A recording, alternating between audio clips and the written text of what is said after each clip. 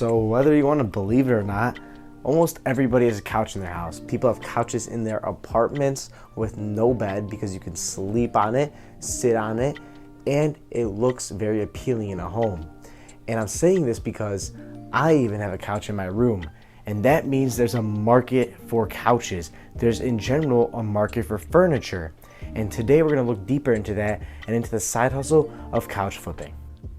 7 months ago, I was on that computer and I watched a video about flipping couches.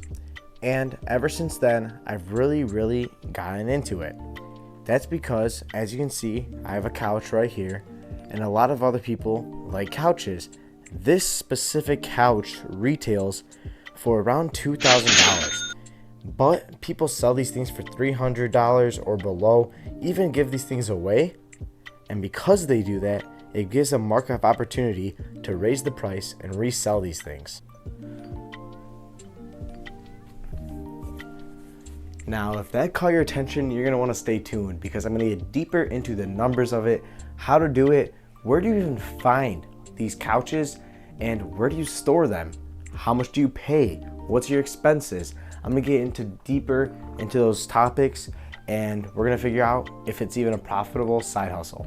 Okay, everyone, let's hop on the computer and let's head over to Facebook Marketplace.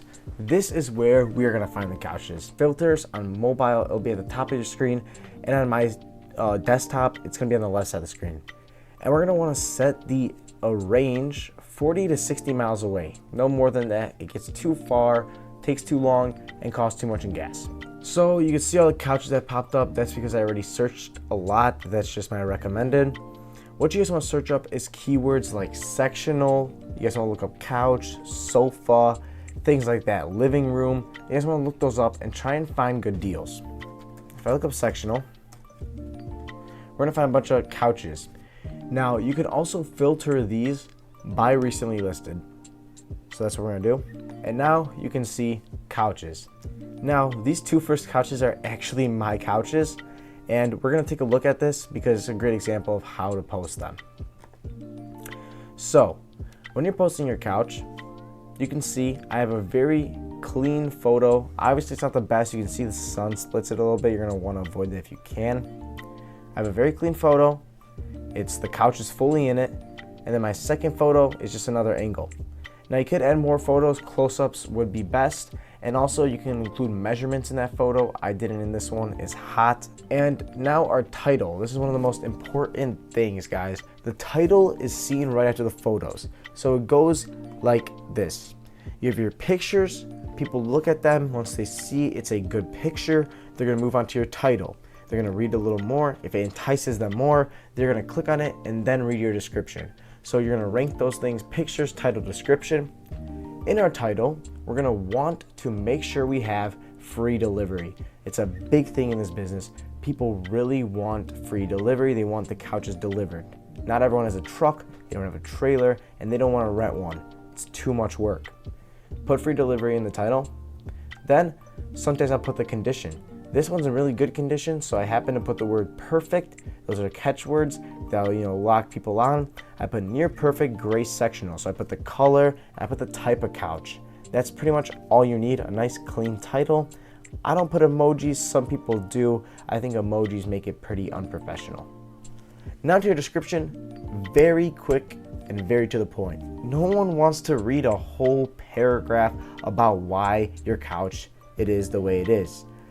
I just wrote, it has some damage in the legs, the corners have some dings, so very, things that I need the customer to know. I put it's a smoke-free home, there was no dogs, no rips or tears, and it's in good condition. That's pretty much all you need. After I put the couch comes in 5 pieces and I will deliver. That's it. To the point, people will read it, they'll look at the pictures, and they'll decide if they want to buy it. So here, this couch I actually really like. As you can see, I have messaged them, it says message again. And that's because it's a very popular style of couch. This couch, the cloth with this style, the 3-piece sectional comes into a U with the ottoman, is very popular. It's an amazing style and it looks good. If we look at the price, guys, it's $300. I would buy this couch for $300 as it would sell anywhere from $700 to $900 depending on the condition it's in.